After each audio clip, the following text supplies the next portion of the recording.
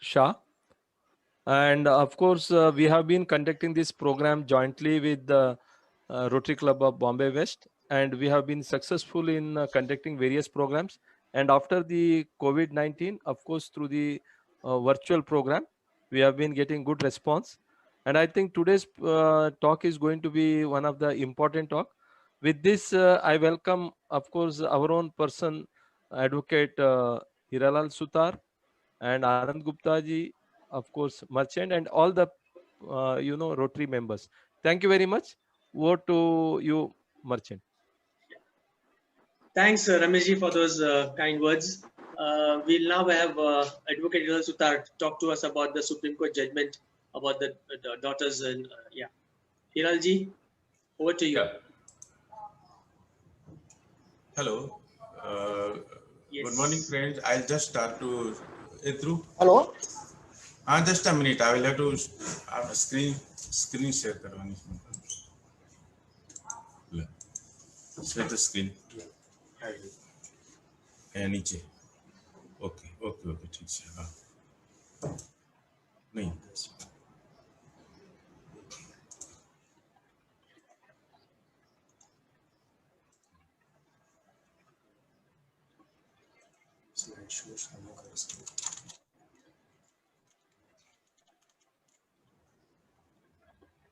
चालू सी में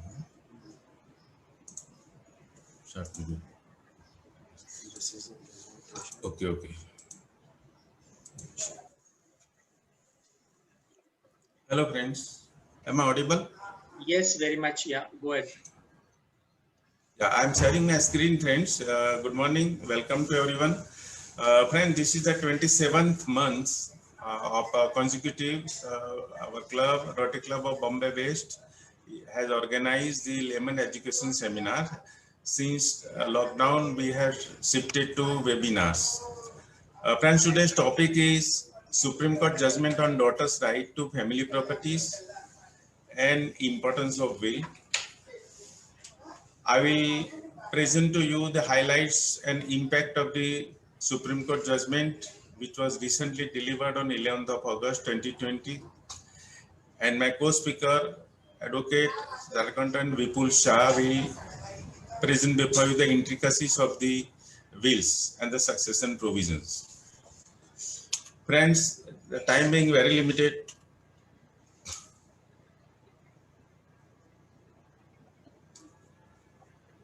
Dhruv, why it is not coming? Look here. Just a minute. Next screen. You have to click on it.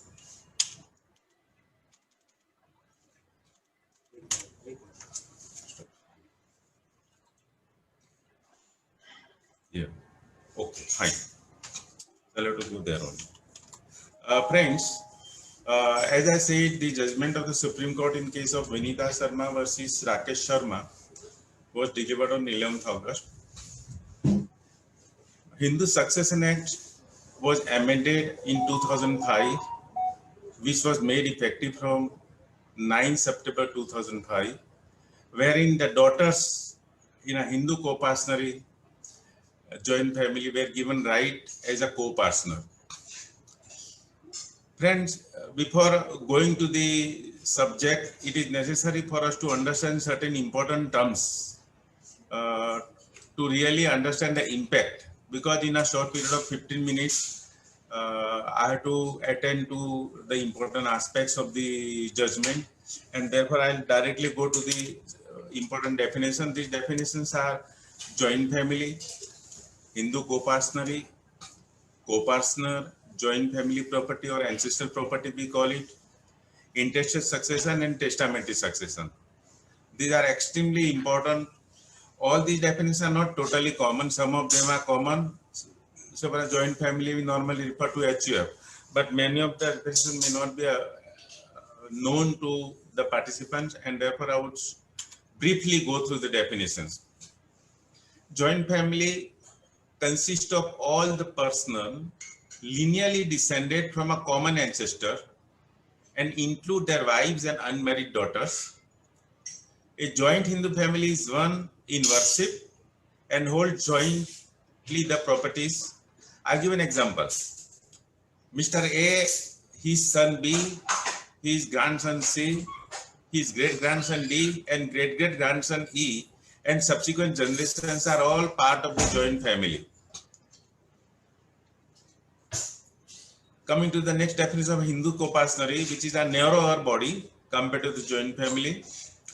A co-partnery is a smaller unit of the family that jointly owns property. The property of the family is owned by the co-partnery. A Hindu co-partnery consists of a propositus, that is Mr. A in our example is a propositus, which is a starting person at the top of the, who is a person at the top of the line of descent. And his three lineal descendants, that is son, grandson, and great-grandson. That means Mr. A, Mr. B, Mr. C, and Mr. D. Mark that Mr. A is not included in the Hindu co-partnery, whereas he is a part of the joint family. The example will be carried forward during the talk also. Friend, the co-partner definition is very important because that is where section 6 of the Hindu Succession Act was amended in 2005. A co-partner is a person who acquires interest in the joint family property by birth and who has the right to ask for participation of the family properties. After 2005 amendment, it also includes daughter, married or unmarried, both. Now friends, the co-partner is having a very important right of asking for the partition, as I have mentioned in the definition. Now what is a joint family or ancestral property?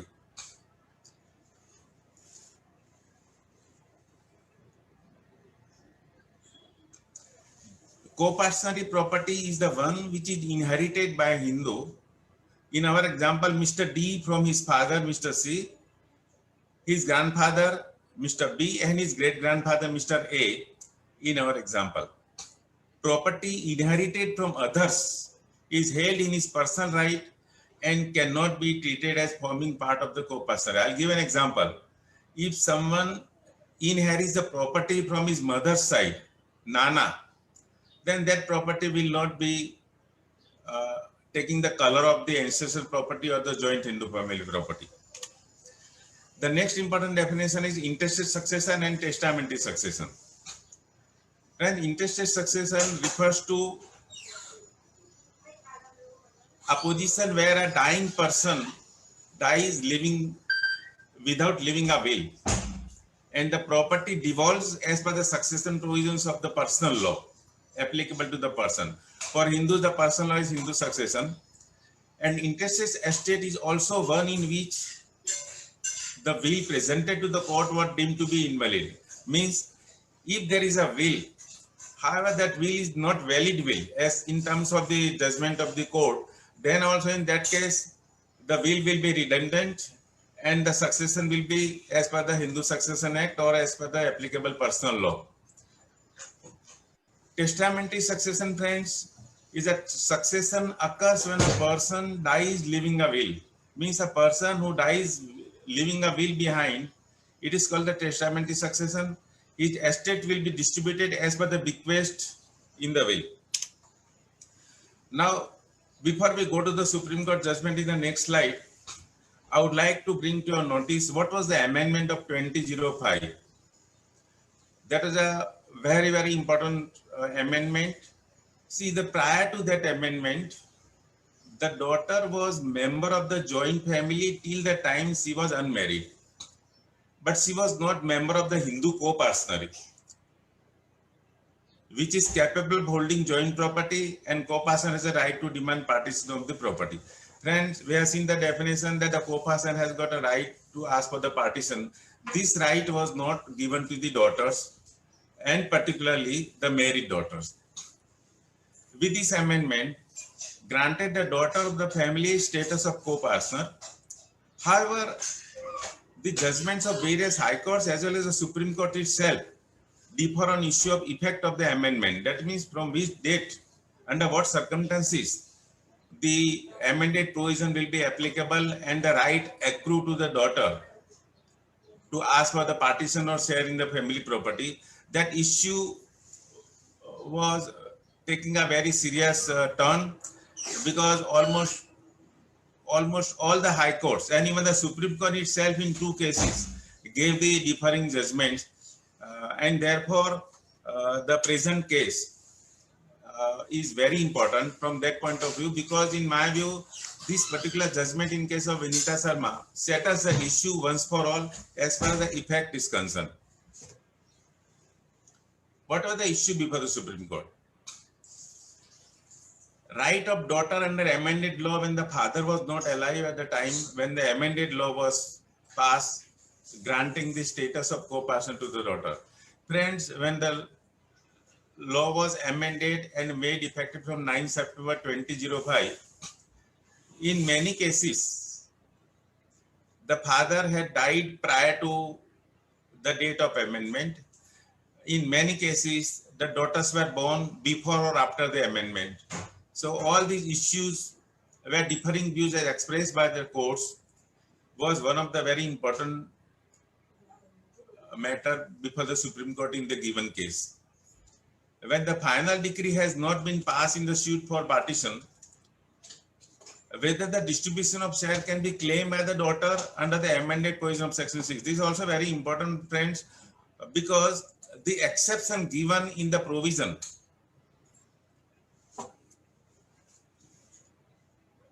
the exception is that if the family partition is complete from all respect, then in that case,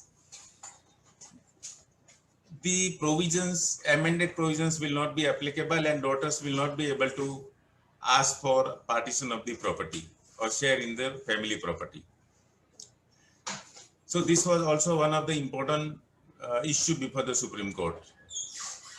Should the partition be under registered document or final decree? In view of the provision that only the registered document or the final decree of the court will be recognized by the provision, it is very important to see as to under a given circumstances, say for example, the application is, suit is filed for partition, it is not taken up for hearing, the submission, the pleadings are being given, the suit is filed and preliminary hearing and preliminary decree is given specifying the shares, and in many cases final verdict has not come.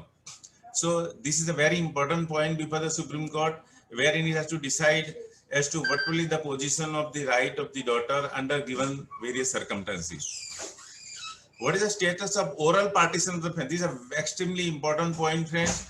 Most of the time we have seen that in our case we don't go for registered partition, and many a times also we don't go to the court of law filing suit for partition of the family property, and therefore oral partition in most of the cases, one statistic was there that more than 85% of the cases there is oral partition.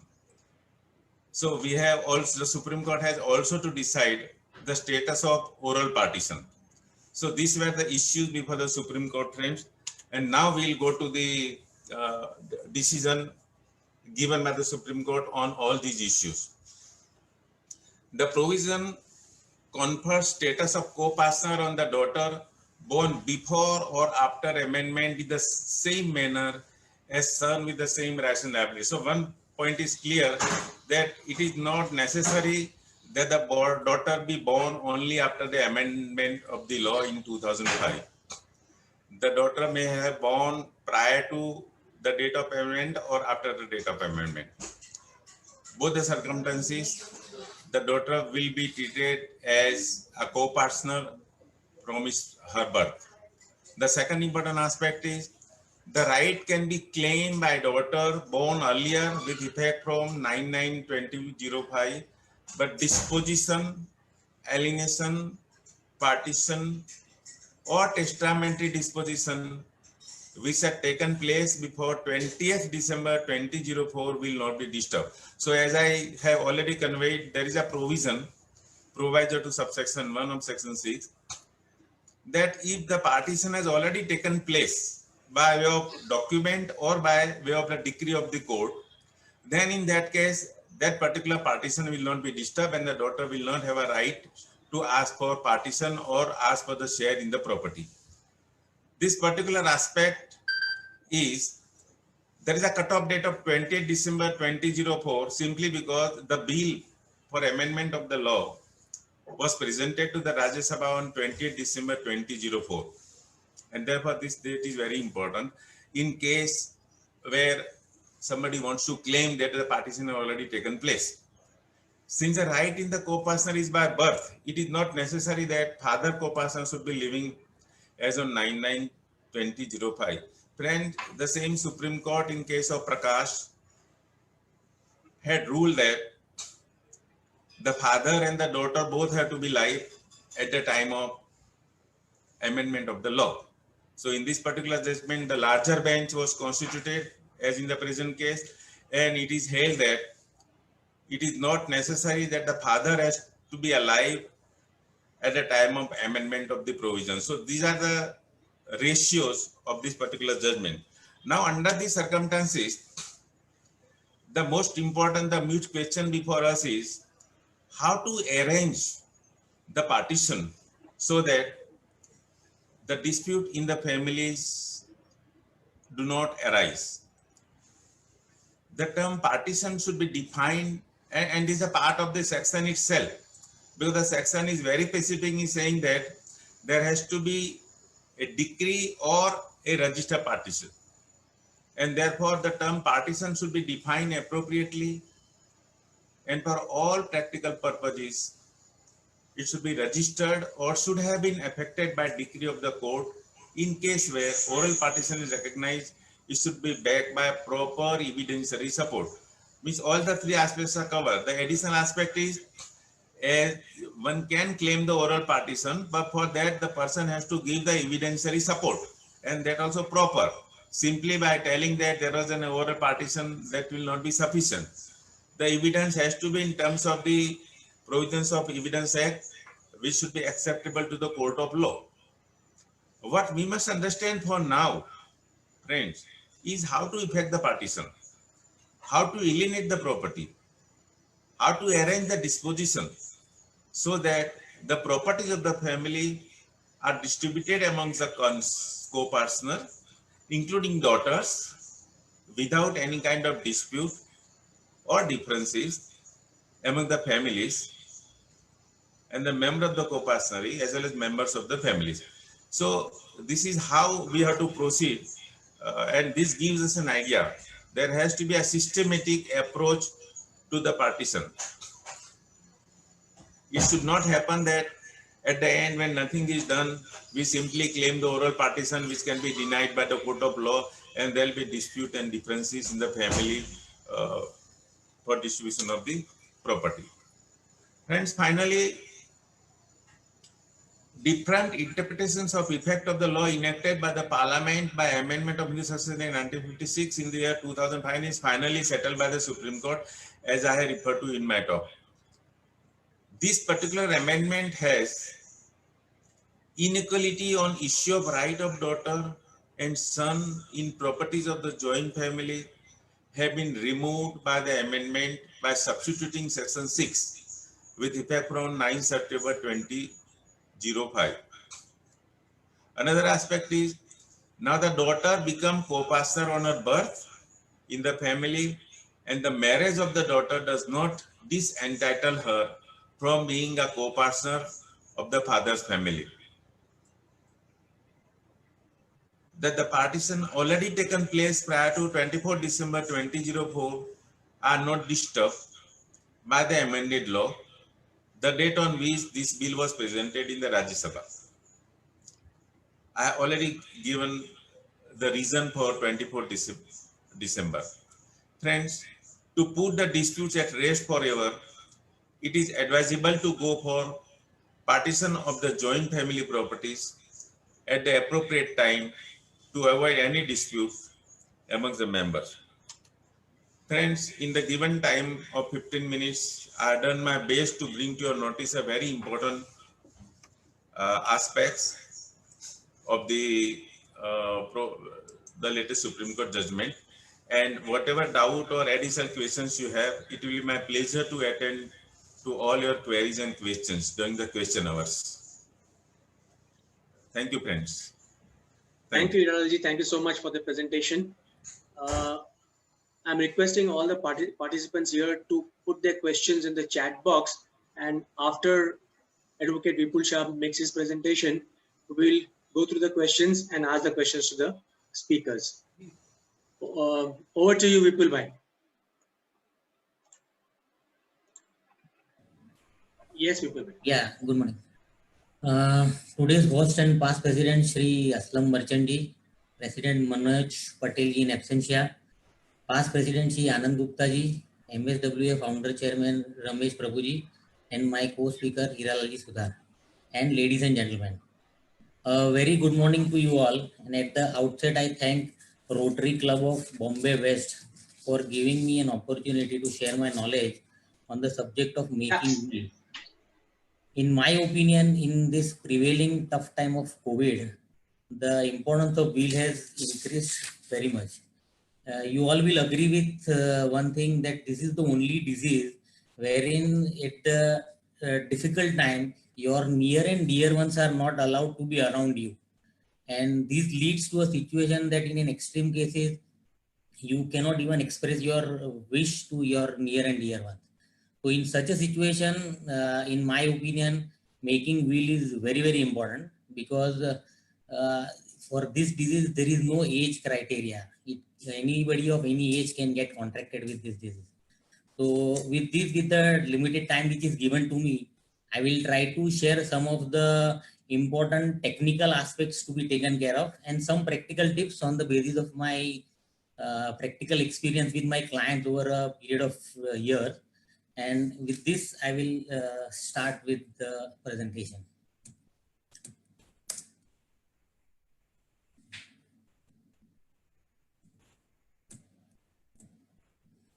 On a technical part, I will just take one small definition only relating to the will, that the will is governed by in India by the Indian Succession Act 1925, and Section 2H of the Act defines will means a legal declaration of the intention of a testator with respect to his property, which he desires to be carried into effect after his death.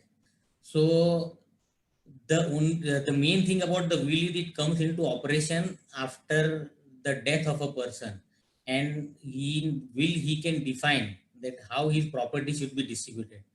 In case he is dying without making a will, it is called an intestate succession, and then in that case it gets governed by the specific succession act, such as for Hindu it is Hindu Succession Act, for Parsis, Christians it is Indian Succession Act, for Mohammedans it is their Sharia law. So in every act is different, and there are different provisions under act for distribution of the asset of a person. So in my opinion, it is utmost important that a will should be made to avoid any disputes in the family. As you all will agree that majority of the disputes, civil disputes in the world around is with respect to jar, joru and javarat. So that is the way where you can, javarat or the property is the item for which you can make a will. So I think people should make a will. There are certain essential characteristics of a will. There must be a legal valid declaration in accordance with law to which testator is governed. See why this is important, because the Hindu can will away his own self-acquired properties through will.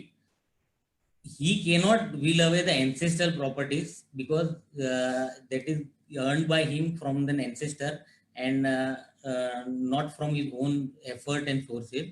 Only thing, with the amendment, with the introduction of Hindu Succession Act 1956, the undivided share in the HUF can now be willed away. As far as Mohammedans are concerned, they are not allowed under Sharia law to will away more than 1/3 of their assets. So when the person is making a will, he should be very careful about the law and the civil code under which he is governed. As I said, the will comes into operation after the death of a testator. And one very important thing about will is it is revocable.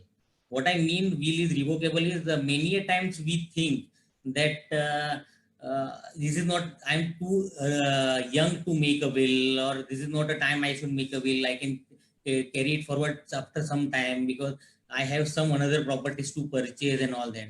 In such an event, it is not that the will once made is forever. Will is a document which you can change n number of times. There is no limitation also that you can change it once, twice, thrice. Whenever you want to change a will, only thing you have to take a care that while making a new will, you have to very specifically say that you are revoking all the wills which are made earlier. So that is also one of the thing which people generally are not aware, and they feel that, oh, once I make a will, I may not be able to change it and all. Another important thing about the will is the declaration which must be with respect to absolute disposal of the property. Many times people feel that you write generally in a will that I bequeath this to my wife and after that it goes to my son and all that. In that case, the bequeath is not absolute. So what is important is that the bequeath should be absolute. One should be very specific that after my death it should go absolutely to my wife, so that she gets the full right into the property and not only the life interest, because it has a very large repercussion with respect to the enjoyment of that property in future. Again, who can make a will? A person of sound mind who is at the age of 18 years and who are competent to contract. Those all can make a will. Here, one point I would like to mention is if an unmarried person is making a will, after his marriage, that will becomes void. So he has to make a new will. So he has to be very careful if an unmarried person is making a will. A married woman can make a will. Deaf, dumb, or a blind person can make a will. Insane person can also make a will during his lucid interval. No will can be made by a person while he is in such a state of mind that he does not know what he is doing. For example, in intoxication or illness or any other cause. Suppose somebody is under the effect of intoxication, and at that time if he is making a will, that will is not valid, it's a void will. What are the procedures and essentials for executing a valid will? Will can be executed on a plain paper or a stamp paper. Normally, people have a feeling that I should make a will on a stamp paper, I should register it. There are no such rules and regulations with respect to will, because will can be made on a plain paper and there is no need for any stamp paper, because it does not require any stamp duty to be paid under any particular stamp act, either Indian stamp act or a law governing the stamp duty of individual state. So it can be made on a plain paper. Appointment of at least 2 executors and to take their consent.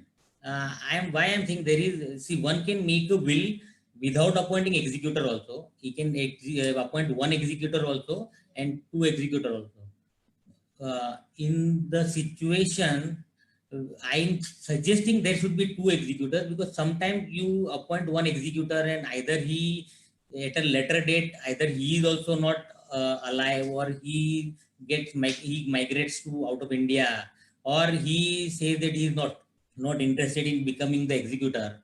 In that event, if you have a 2 executors, practically it becomes easy. Otherwise, it is not a mandatory to have 2 executors. It is advisable to have a 2 executors. Another thing to be taken care of is to take a fitness certificate from the family doctor. So whenever a person is making a will, he should take a certificate from the doctor, because many times when the will is challenged, one of the point which is challenged by the person is about the mental state. Sometimes someone says that he was not medically fit and he made a will under some threat or coercion, or under some effect of some person. So in that all cases, the person should get a certificate from a doctor that he is fit to make a will. To prepare and annex a will, list of various movable and immovable properties. With respect to immovable properties, he should define properly that which are the properties owning right now. And movable properties could be, because it's a movable property mainly in terms of investment in shares, fixed deposits and all. So he can give a general note also, and if he wants to specify, he can specify also. He has to define the beneficiaries that he wants to give what item to whom, because if it is not defined, then it gets transferred as the intestate for that particular portion. Decide whether to give life interest or absolute bequest, which I referred earlier. Many of the time people write in their will that after my death, my wife will be entitled to this property, then it will go to my son. Such type of bequest in the will gives a life interest to the wife. In that case, what happens that she is entitled to utilize the property till her lifetime, but she doesn't have an absolute right to either sell or gift or mortgage or to deal with the way she wants. So many times it is not an intent of a person, because generally people feel that I should give absolutely to my wife, that she should not be dependent on somebody, my children, on anybody, and she should be able to deal absolutely the way she wants to deal with the property. But if it is not been specified properly, she may get a life interest, and the purpose for which you have made a will may not get served. So it is advisable that you must write that the bequest is an absolute bequest. So it is a very important thing to be kept in mind. Signature, name and full address of the at least two attesting witness. Any will without two attesting witness is void. It is not a valid will. So it is an absolute necessary condition for will to be a valid, that there should be two attesting witness. And as a practical, I would suggest that in those the witnesses should be present at the time when the will is signed by the testator. Basically, those are the attesting witness, but it is advisable that both the witnesses and the testator are all three present at a time, because most of the time the validity of will is challenged, and if the witness is not able to testify that they have seen the testator to be signing in their presence, the entire validity of will is in question. Generally what we have a system is we write a will, then I'm just talking about the practical thing. We call one of our relative or somebody and we say, hey, you please sign it, I have done it. Sometimes somebody else come. So I would advise that the attesting witness should be generally a people younger to your age, so that in future when in your absence you have to the person has to testify before the court, so he is available at that point of time. So it is advisable that you make some young person and a person known to you, because if the will is challenged, the witness will be called by the court, and in that case he has to testify before the court that what exactly happened, when he saw, what was the actual situation at that point of time, whether the testator was in a proper frame of mind and all. So on a practical ground, it is advisable that you make a younger person than you to be your witness. Signature, name and full letters of at least two attesting witness is required. Advisable to register a will. See, there is no law per se, as I said, there is no law for payment of stamp duty also, and there is no law with respect to registration of will also.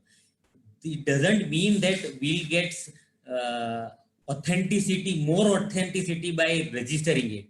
But on a practical ground, it is advisable, because if you see, once a person goes for registration of a will before registrar, generally a registrar asks him that whether you know that you have made a will, you are agreeing with what it has been written and all that. So it gives some the probability of it, in the case of challenge, the probability of it is in the favor of validity of will is more if it is registered. It is not, I will again repeat, it is not mandatory, it is advisory. It is advisable that one should register a will. If trust is created by will, clearly mention name of the trustees, beneficiaries, terms and conditions.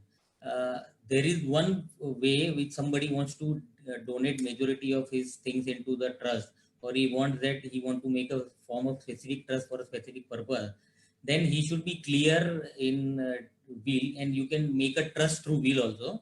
But there you should be very clear that to whom you want to make a trustee, who would be the beneficiary, what are the terms, conditions, etc. Which assets can be bequeathed under a will? Property which are self-acquired by the testator, as I said earlier. Property acquired by inheritance or gift and held exclusively by the testator. Share in HUF. This has been allowed after the Succession Act 1953. Transferable tenancy right. And as I said, Mohammedans can will away only 1/3 of their estate. There is one practical aspect with respect to the will done by Mohammedan. Sharia law does not permit them beyond 1/3, and the Hindu law has changed over a period of time with the society, but there has not been major change in the Sharia law. And practically, if you see in our day-to-day life, the concept with which this provision was made is largely not prevailing in the society. So sometimes some Mohammedans who doesn't want to be governed by Sharia law, they can register their marriage under Special Marriage Act. And once they are registered in the Special Marriage Act, they are out of the clutches of Sharia law and they are governed by Indian Succession Act. So this is a practical way out for the Mohammedans who wants to will away their entire property as per their wish. Who can be a beneficiary and legatee?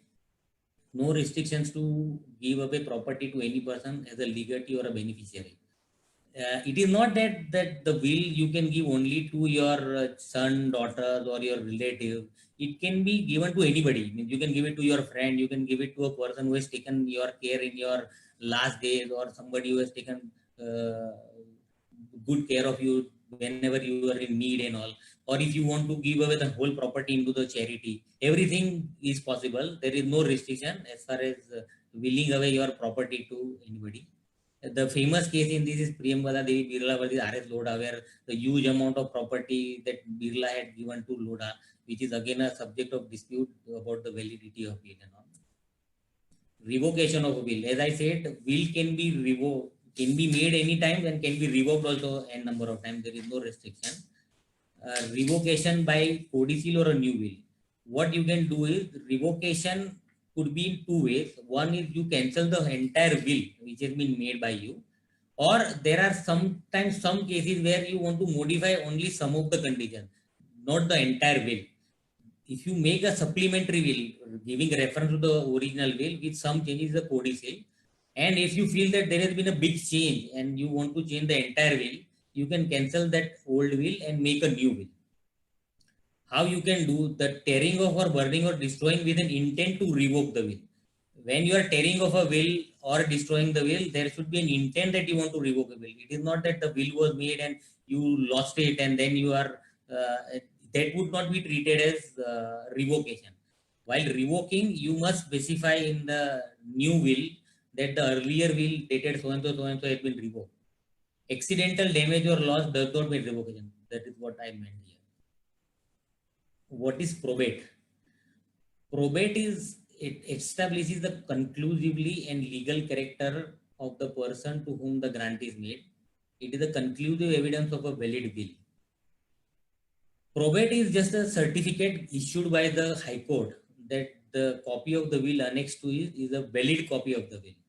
So it is required in case of will is executed or relates to immovable property situated in local limits of ordinary original civil jurisdiction of High Courts of Bombay, Madras and Calcutta. See, if the property is situated in Gujarat and a person is resident of a Gujarat, there the probate is not mandatory. But if the will is executed in a limit of an ordinary original civil jurisdiction of Bombay High Court, Madras or Calcutta, it is compulsory required to be probated.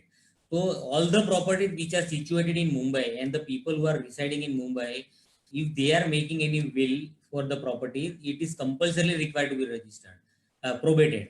And in many of the cases, the people make a will, the housing societies are not much aware about the formalities of probate or the requirement of a probate. Sometimes they transfer the flat on the basis of will itself, which is not correct and which is not valid. If the property is situated in Mumbai, a probate is compulsory. An application is to be made to the Bombay High Court and you have to get an order for that. There is a fees for getting probate from the court.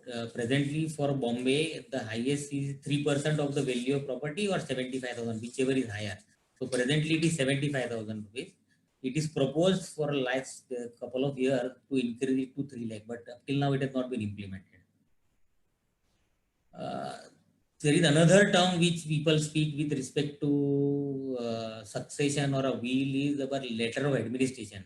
As I said that in will, one should appoint executor. If a will is made, sometimes person is making a will and he doesn't appoint anyone as an administrator, then an application should be made to the court for getting a letter of administration. There are two ways. One is, there are two methods of letter of administration. One is where the will is made without appointing an executor. where the letter of administration is granted, or sometime a person dies without making a will, that is an intestate succession, and in that case the person leaves behind him lot many properties. In that case, an application should be made for letter of administration, where the entire details of the properties are to be given to the court, and then court appoints a fit person as an administrator, and he administrates the entire estate. The difference between, I said, probate is the where the executor is appointed, then it is the probate, and letter of administration is where the executor is not appointed or where the will is not made. Fees for obtaining letter of administration is same as that of the probate, 75,000 rupees. Sometimes will is contested by the family members. Generally, it is seen in family that one boy or one girl is quite attached to the parents, and sometimes somebody is not attending well.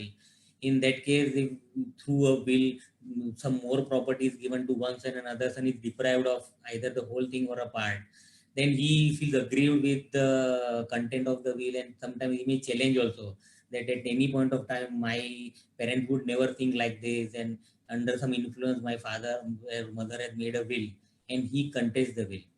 Ground for contesting the will, effecting of the effect of contesting will is very harsh in India, because suppose you make an application for probate, generally it takes 6 to 8 months to get a probate. That is a situation where the will is not challenged by anybody. Everybody accepts the validity of the will, and court orders and issues the probate.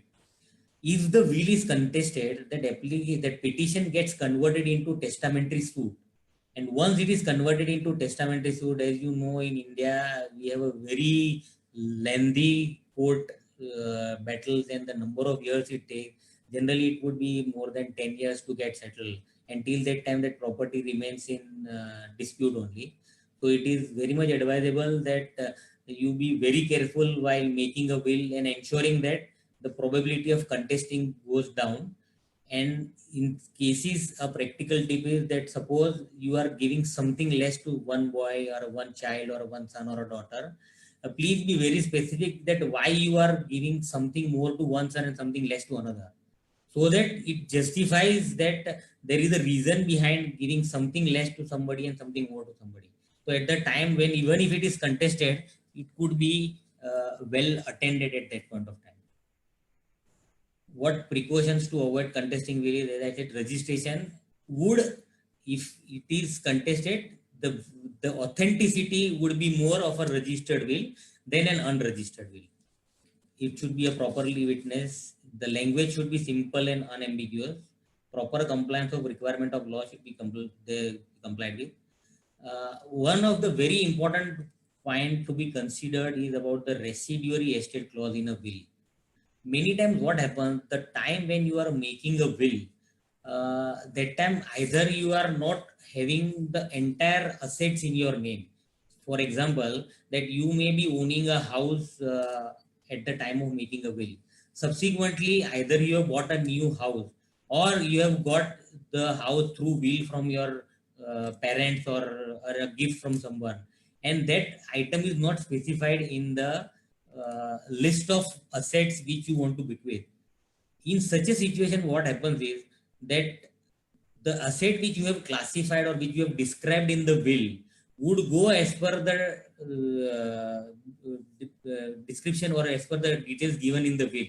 You may say that X house would go to my one son, and subsequently you have bought a Y house which has not been included, or maybe you have not amended your will. So in that event, that Y house is there, that will get governed by the intestate succession. Means it will not governed by your will, but it will be governed as if it has been no will is been made for that property, and it will go as per the intestate succession law. So suppose for Hindus, it will go to equally to children and wife or a spouse accordingly. If it is Mohammedan or a Christian, it will go as per Indian Succession Act and Sharia law. So one has to be very careful, and there should be a residuary clause that if at all I become entitled to or are to any asset which has not been specifically described here, It should be treated as my residuary estate, and you must say that this residuary estate should go to whom. Because if it is not been specified, then it will go as per the intestate succession.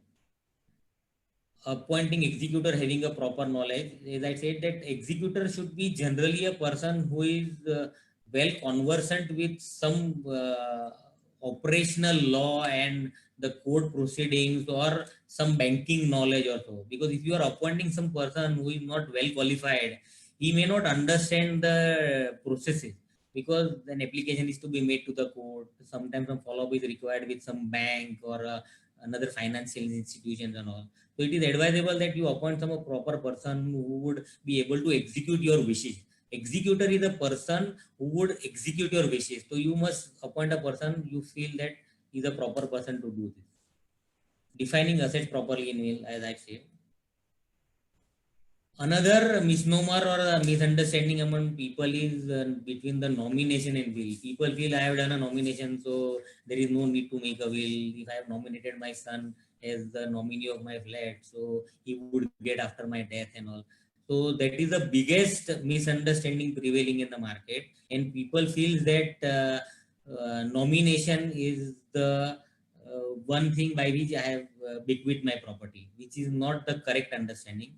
As we all know, nominee is just a trustee, and it is now a settled law by Honorable Supreme Court also, that nominee is just a trustee. He doesn't get any right into the property. It is something like if I lose my pen on a street, somebody finds it and knows that Vipul, it is Vipul's pen, then he will take it and retain it as the trustee, and after and returns it to my legal heirs after my death or something. So nomination is not the same as getting right in the property. Nominee is just a trustee. Ideally, it's the nomination where you can make nomination under various law, under different. You can make nomination to your bank account, fixed deposits, shares and securities, shares of a cooperative housing society, claims under labor law, life insurance policy. These are the places where you can appoint a nominee, but that person doesn't get any right, because your ultimate distribution of that particular property would be governed by either your will or by your succession law. So on a practical tip, it is advisable that suppose you are owning two flats and you intend that after your death it will go to your two sons, and you are making a will also accordingly. So practically you should appoint nominee as the same person to whom you want to bequeath the particular property. So if you are bequeathing one flat to Mr. X, then the nominee for that person flat should also be Mr. X. So it is a practical, operationally convenient way, because society will immediately transfer the shares in his name as a nominee, and subsequently after completing probate formality, he would only become the sole and absolute owner. I would share some of the practical tips, because the time allotted to me, it's a huge and a vast subject per se. So these are the small important issues which I have given here. Now I have just made the list of useful tips for preparing a will. Some of this I might have already covered in my talk already. Ensure the will is executed when both all the witnesses are present. Always keep your doctor as one of the witness, or attach his certificate for physical and mental fitness. This is very, very important. Mention time of execution of will along with the date. So that is also important, that on which date and at which time the will was executed, because if it is contested at the time of cross-examination in the court, these all small things become, or a small technical become very, very important. If due to some family issues the estate is not distributed equally among all children, or a benefit to one or more person is not granted with other beneficiaries, mention the reason for doing same. I have already mentioned. Always keep a residuary estate clause, which I mentioned. In case of jewelry, obtain valuation report of jewelry, and if possible, keep jewelry of each person in a separate box, pouch with their name mentioned. See, generally for jewelry, you may not know readily what is the value and all. So it is advisable that whenever you are making a will, if it is possible, take a valuation report, so that you have some basis for distributing, that how much you are giving to one person and how much to other, and keep it separately if possible. Understand very specifically whether you intend to give life interest or absolute bequest, which I very first mentioned. Ensure that all the properties are bequeathed and there is no residuary estate clause, and there is also a residuary estate clause in the will, as it would be governed as per the intestate succession, which I mentioned. Always mention that in case of property mentioned in the will is sold or disposed of, or a new property is purchased, the same should be a part of residuary estate. So in case, suppose you make a will and subsequently you sell the flat, so it is advisable to make that we bequest with respect to the item which is not in existence would fail if that item is sold at the time of your death.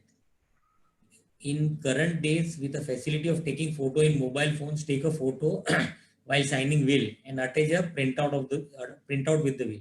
I would go one step further. I would also advise, if possible, take a video also, wherein the testator is speaking to a witness that I have my absolute senses. I have made a will. I want you to be my attesting witness, and you record that video and keep it and along with the photograph and along with your will, and inform someone or the executor to whom you have appointed an executor that there is a video also which would help too much in proving the validity of the will.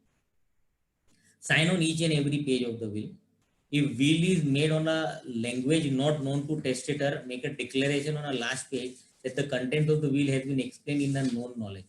Many a time what happens, some people who are not conversant with the English language or the language in which the will is made, it is advisable that there is a mention that though the will is drafted in English, it has been explained to that person. Suppose somebody is understanding only Gujarati or a Hindi and not understanding English, so tomorrow somebody can challenge that the will is made, but the testator himself only never knew that what has been written there inside. So this clause is also very important when you are making a will for a person not understanding the English language. It is advisable to register a will. However, if it is not registered, it should be duly notarized before notary public, and entry should be made in this register. I am giving all these tips only from the point of view that if at all the will is contested in future, such small precautions which are taken would be very useful at that point of time to establish the genuineness of the will. In the event if a registered will is revoked, make a specific mention in the will about the old registered will with its registration number. As I said, you can make n number of times will. So sometimes you make a registered will. When it happens that you are in a good health and you are able to visit the registrar's office and you make a will, subsequently you change your mind and you want to amend your will, it is not mandatory that the subsequent amended will also should be registered. But if you are revoking a registered will, you should make a very specific mention that earlier will dated so and so was registered by me by this registration number, and I am revoking this particular will. Make a separate will for foreign properties for administrative convenience and make a mention of the current will in both the will. See, this is very important. In nowadays, averagely one person of a family is out of India, and lot many NRIs are now investing in properties in India. It is on an operational ground, it is advisable that a person should make two wills, one for the properties in India and one for the properties abroad. And in both the wills, he should make a mention that he is making two separate wills for administrative convenience. So it should not, when both would be valid with respect to the property situated there. Because suppose the property is in India, you have to make an application for property to Bombay High Court. Suppose the property is in US, you have to follow the procedure out over there. So it is advisable to have a two separate wills, but with a mention in both the wills that another will has been made for the administrative convenience. Make a will after your marriage and having a child. Since in case of a Hindu intestate succession, mother is class 1 legal heir and she gets share in the estate. This is also one of the very important thing. See, in Hindu Succession Act, the property the succession goes by class 1 heir, class 2 heir. So in class 1 heir in Hindu, for a person, his mother is a class 1 heir along with wife and children. Father is a class 2 heir for a Hindu male. So it sometimes what happens in an early age, a person dies. In that event, what happens? He feels that, okay, in which case I have only 2 daughters or a 1 daughter or a 1 son, and my wife is there, so my property is anyway going to go them. It would not be possible in case of a Hindu when a person's mother is alive. Because in Hindu, mother also becomes class 1 heir, and she shares equally with the wife, spouse and wife and a children. In that event, through mother, your brother and sister would get a right. So it is very, very important that you make a will. This is also one of the important reason why will should be made. Because if there is no will, mother will get a share, and through mother, brothers and sister would get a share. For administrative convenience, always keep nominee for movable and immovable property as the same person to whom you intend to bequeath the estate, including percentage share, which I have already mentioned. The percentage of nomination should be kept similar as proposed in the estate. So sometimes what happens, you are giving flat to two sons together, and you want to give 50% to both, or you want to give 70% to one and 30% to another. The nomination should also be in the same proportion, so it becomes operationally convenient. To obtain probate is mandatory in cases where will is executed in or it relates to any immovable property in the local limits of ordinary civil jurisdiction of High Court at Bombay, Madras, and Calcutta. So Bombay High Court jurisdiction is in Goa also. So if property is there in Goa, it is covered by this. In case will is deposited with the registrar, always inform some person about the same. Generally, you should inform the executor that I have made a will and I have deposited with the registrar. So after your death, it can be taken from the registrar's custody. I hope in the limited time which is given to me, I have tried to cover maximum. And in case any questions or anything is there on the topic, we'll answer in the. Yeah, thank you, Vipul bhai. There are lots and lots of questions in the chat box. Yeah. So let me see how whether we can do justice to all the questions in a limited time that we have. Give me a few moments. I can go back to the chat box and start asking the questions.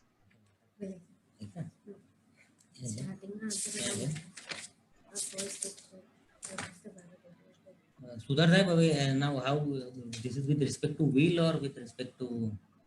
Questions are all mixed questions. So any of you, with respect to will, I would.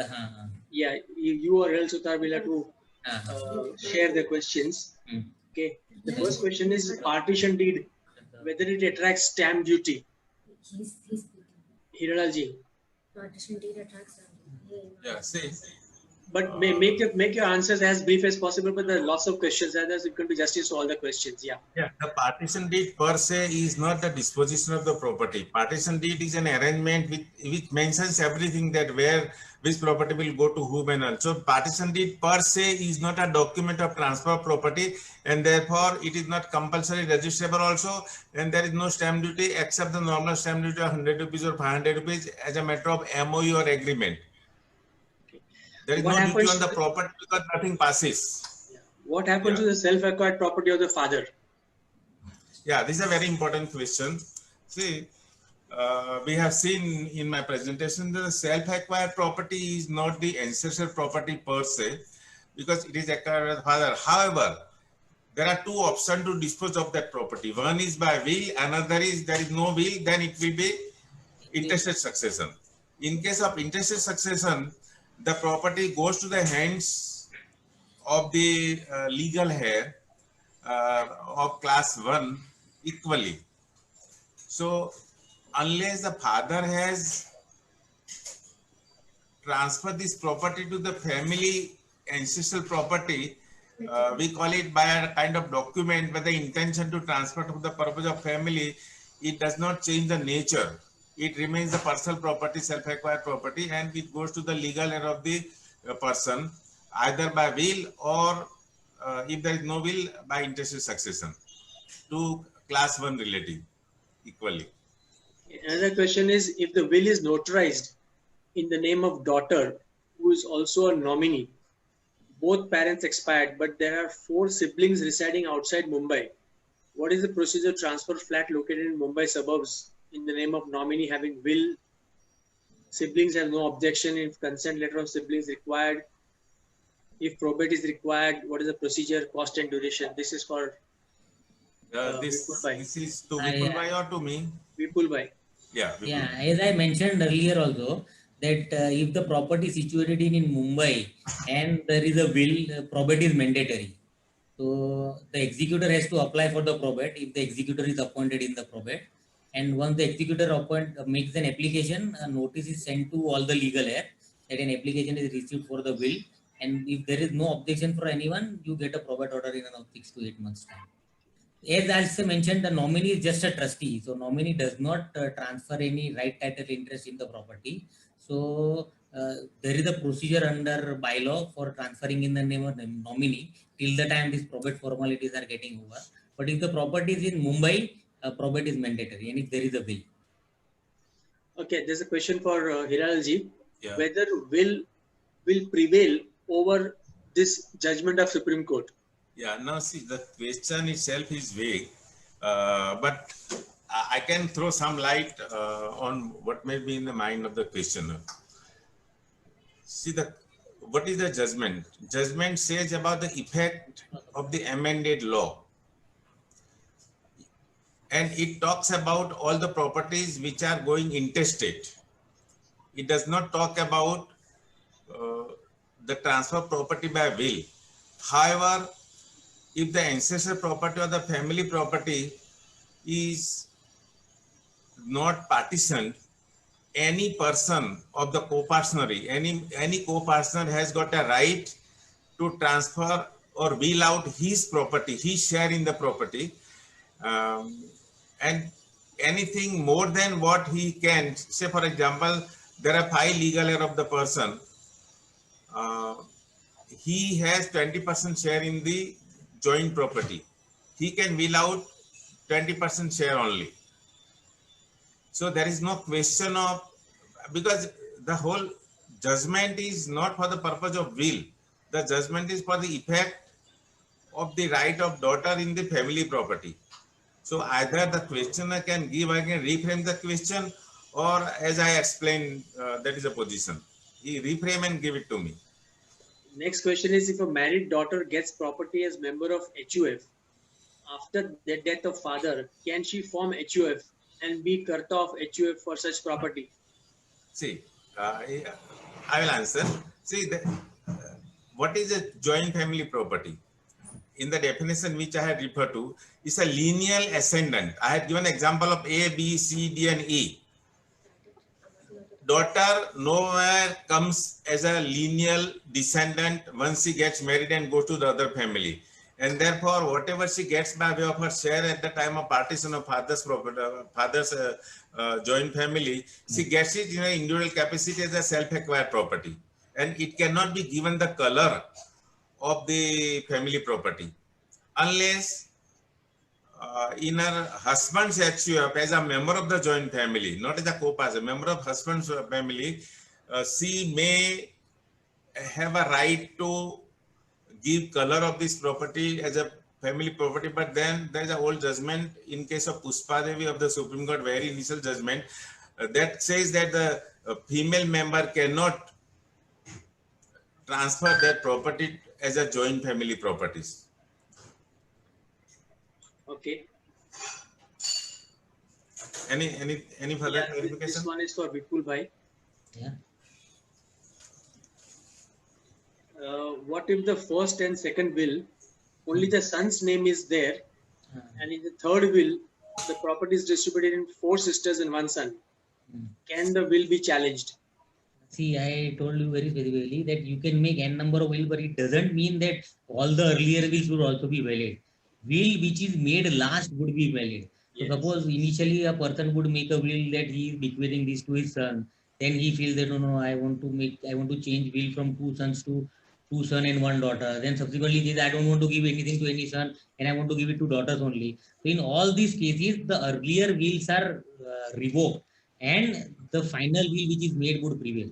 If it is a codicil, then whatever is the last codicil would prevail. Suppose he has given earlier to sons and then he wants to give it to the daughter, then the last will prevail. There is no question of challenging the will, because ultimately the last will which is made would be the final will. There can't be multiple wills. What I mean to say is there can be only one will which is the last one.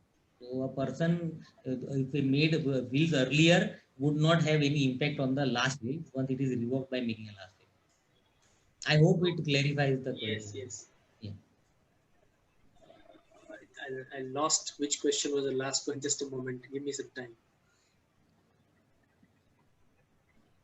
Okay.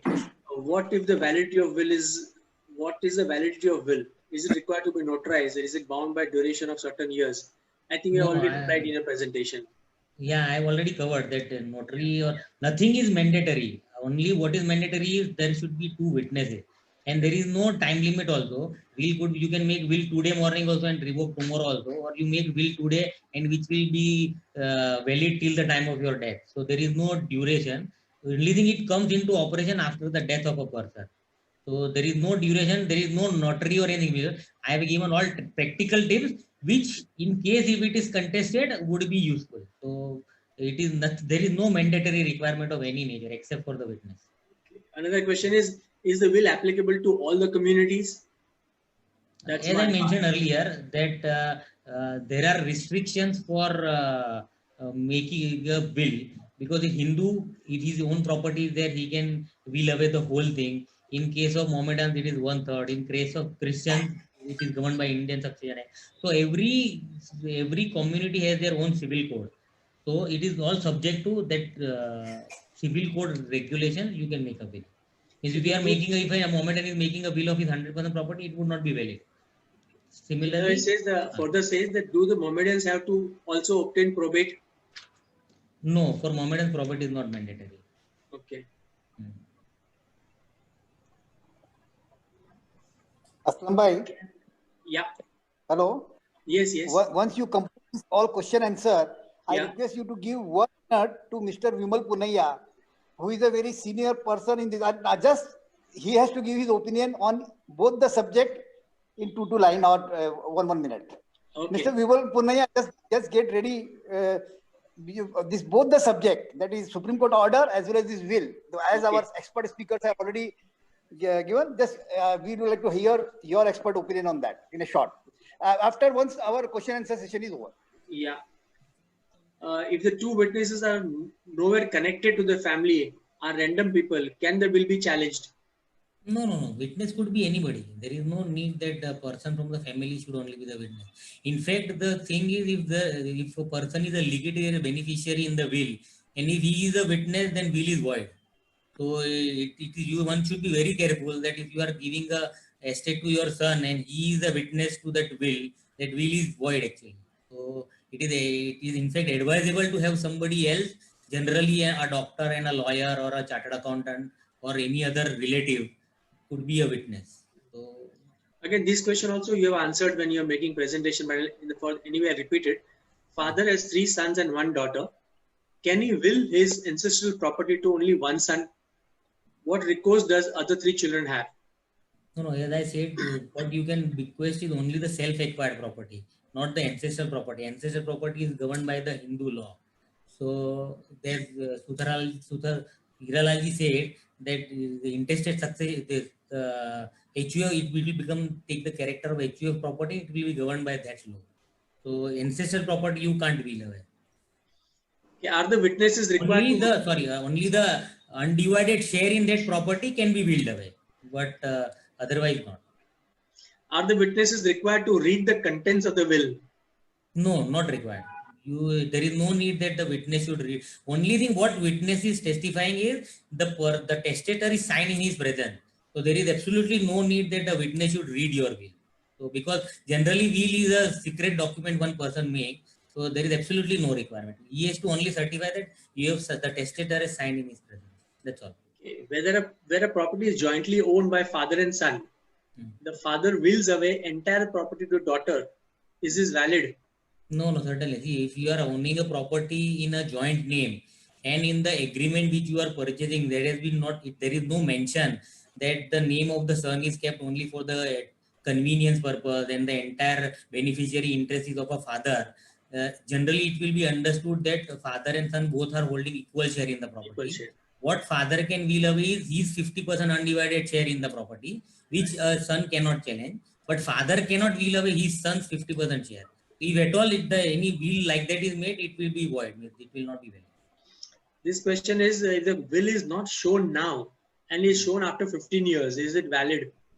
No, see, generally the time limit for will coming out with a will is 3 years.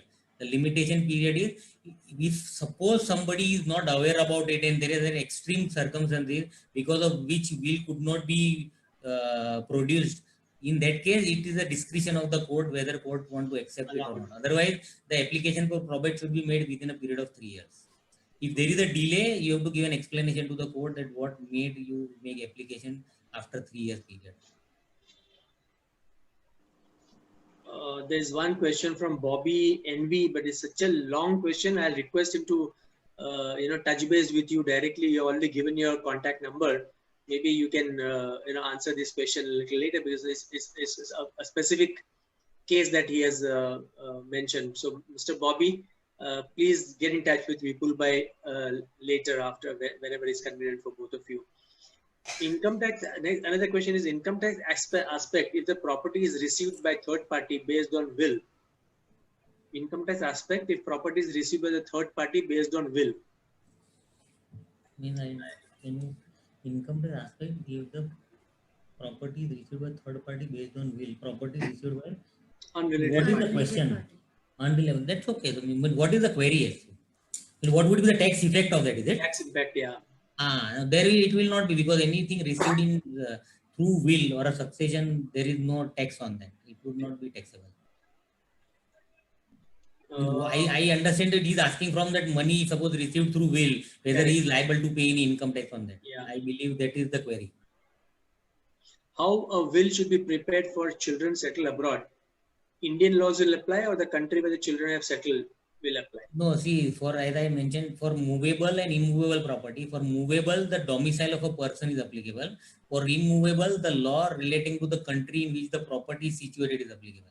So if a person is residing abroad, suppose your son is in USA and he has got property in USA also and in India also. So as I mentioned, on a practical convenience side, he should make 2 wills making reference to both the wills in both respective will, that a separate will for Indian property is made. He can make single will also, but administratively it would become very inconvenient. Father is missing since September 2004 and there is no will. How to proceed? So then, it is subject to that other law, it will be it will go as an intestate succession. Suppose there is a provision that if somebody's whereabouts are not known for 7 to 8 years, it will be presumed that he is dead, and in that event, it will be treated as intestate property. So by your civil law, it will get governed. Suppose Hindu to Hindu succession or a Indian succession or a Sharia law.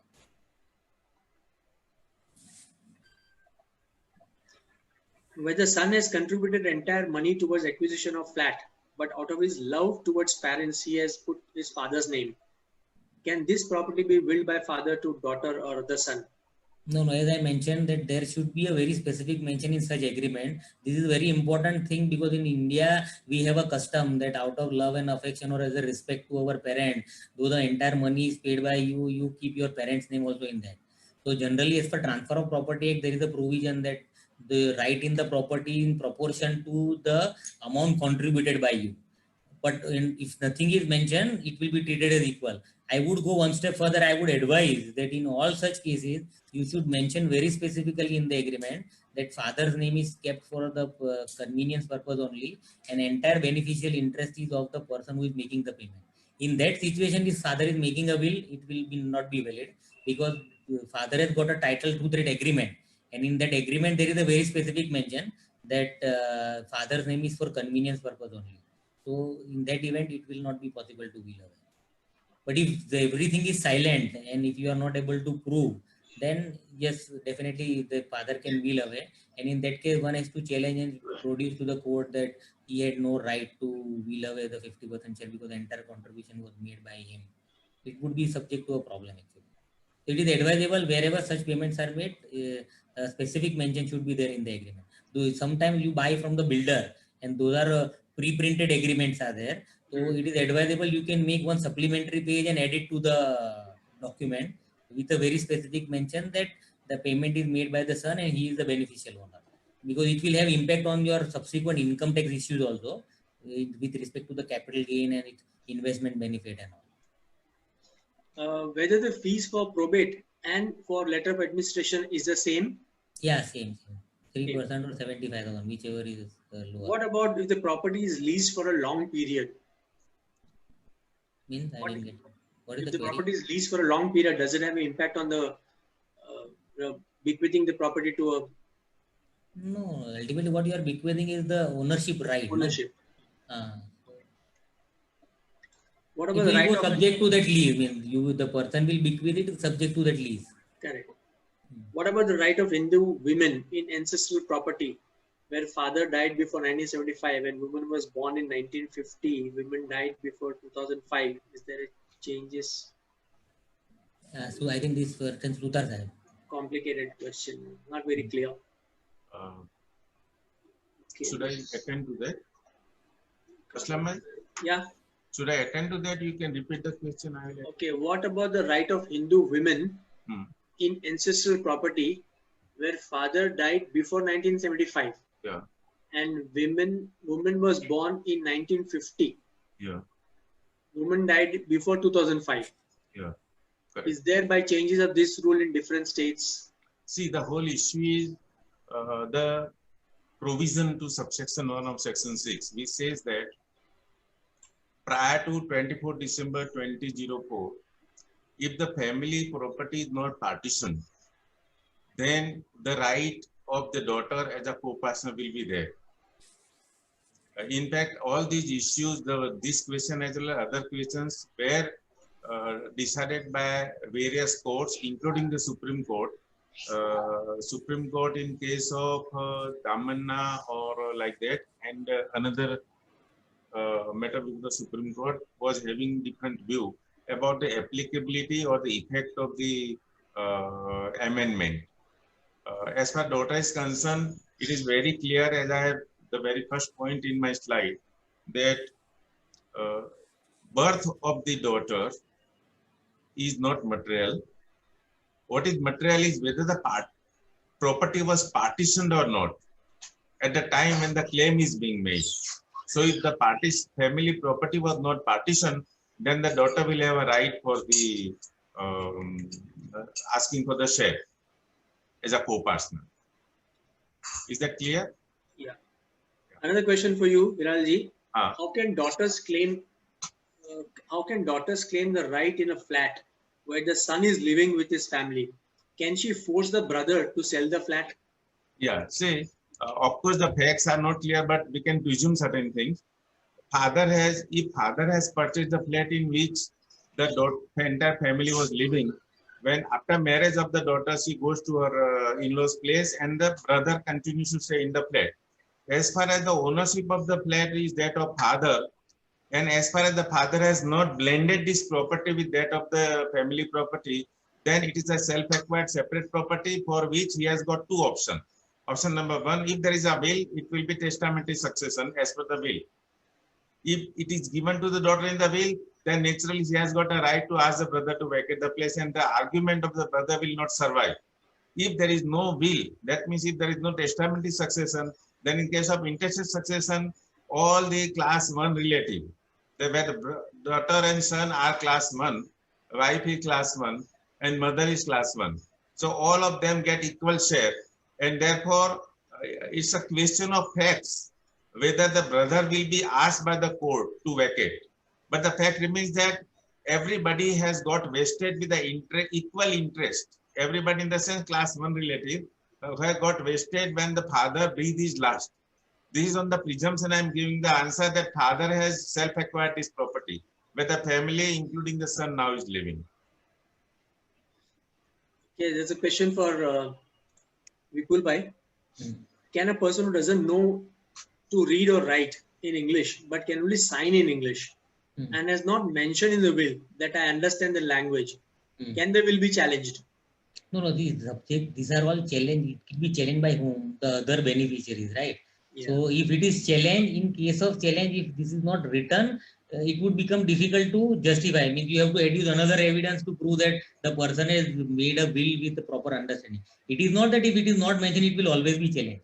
Challenging is always subject to the other beneficiaries. If he feels that he has been deprived of, and he feels that my father cannot write like this and something like that, then only it will be challenged. Otherwise, suppose everybody knows that my father has made a will, though he was not knowing English, and it is as per everybody's acceptance, there is no question of challenging. These are the important things which you should take care that if at all it is challenged, you have some explanation available for that. So it is not that if it is that line is not mentioned, it will be definitely challenged. In fact, Aslam bhai, if I add to this particular answer, Vipul bhai, the signature doesn't mean that the signing of the name. It can be a sign also. And that person is not capable of signing, he can indicate to the witness that please put your mark on this. That is also is a attestation.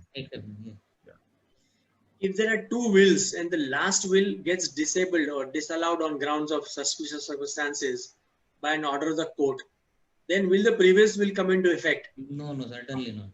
Ultimately, whatever is valid is the last will only. So if last will is treated as invalid by the court, then it will go as per intestate. Okay. Because when you are making a last will, you are revoking the earlier will. So there is no question of earlier will existence only. Whenever you are making a last will, all earlier wills are revoked only. So there is no question of restoring back that the will which was already revoked. So if the will is treated as invalid, it will go by intestate succession as if there is no will. Okay. Last question now. I think we'll have to bend up because questions are keep coming here for Hiral Sutar. Yeah. Hiralji, the question is if the property is partitioned after 2005. Yeah. Whether it can be challenged, or is it in violation of Supreme Court judgment? See, the violation and all this issue crop up only when there is a dispute about it being partitioned wrongly. Say, for example, it is a partition and the daughter has not demanded the share as per her right. Then she can raise a question that it has been wrongly partitioned and I had a right in the property. Because as a co-partner, born after or before the amendment also, the daughter has been made the co-partner. The important date is 24 December. If any partition, anything has taken place before 24 December 2004, then that cannot be open. Here the question is, it is partition later on. If it is partition later on, and that will amount to unequal partition, as I understand, which may be questionable under the direct taxes law. As far as the Hindu law is concerned, if at the time of partition after 2005, some share is not given to one co-partner or given to other co-partner, it can be challenged on other grounds. But that partition is unequal partition. And that is okay as far as the Hindu law is concerned. There need not be equal partition among all the co-partners in the family.